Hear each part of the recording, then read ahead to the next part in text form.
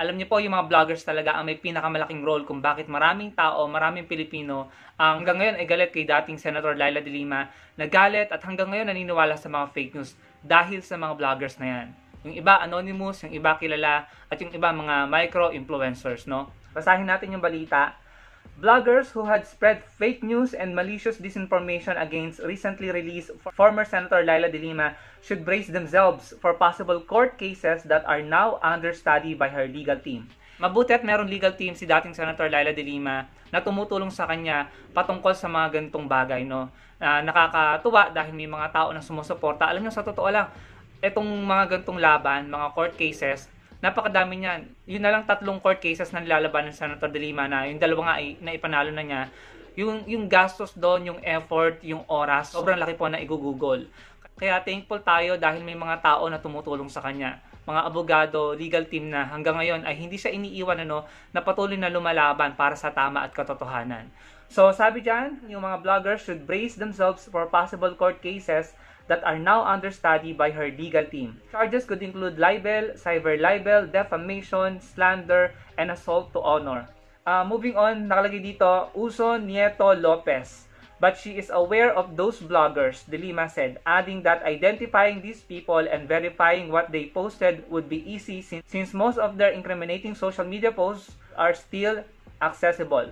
Most of the posts came from personalities known to be Duterte supporters who were later given plum government positions. Many of those who insulted her were paid by the previous administration, so insulting her became the norm, De Lima said.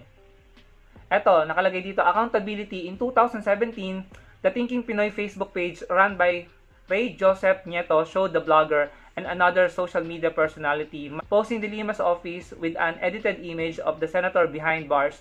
Another post by Nieto in March 2021 contained suggestive words alluding to De Lima's alleged relationship with her driver. Ayan, for sure maraming supporters si Senator De Lima na ngayon pa lang kinokolekta na yung mga social media posts, yung mga content ng mga vloggers, no, na sinasabing pwedeng sampahan ng kaso ni Senator De Lima, no?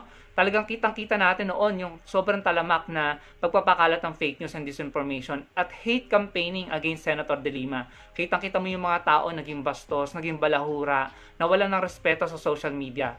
Itong huling 7 or 8 taon, sobrang nag-iba po ang karakter ng mga netizen, ng mga social media users. Naging bastos, nawalan ng respeto, at talagang antatapang porket malayo sa isa't isa at yung iba, karamihan, ay hindi nakikitang identity. Anonymous, no? Gumagamit ng mga troll account, no? So, ayan. Yan po ay pinag-aaralan nila Senator De Lima ng kanyang legal team ang pagsasampa ng kaso sa mga vloggers na nagkalat ng misinformation, disinformation, fake news, defamation, at libelous content against Senator De Lima, no? So sana may patunguhan yan at nang makita natin, no, na dapat managot ang dapat managot. So ano sa palagay niyo mga kababayan, ano? Dapat ba na ituloy ito ni Senator De Lima?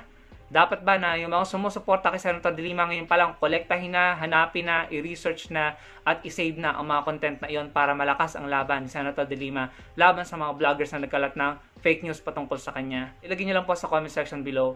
At huwag niyo pong kalimutang i-like ang video. Magkita-kita po tayo sa susunod kong video. Salamat po.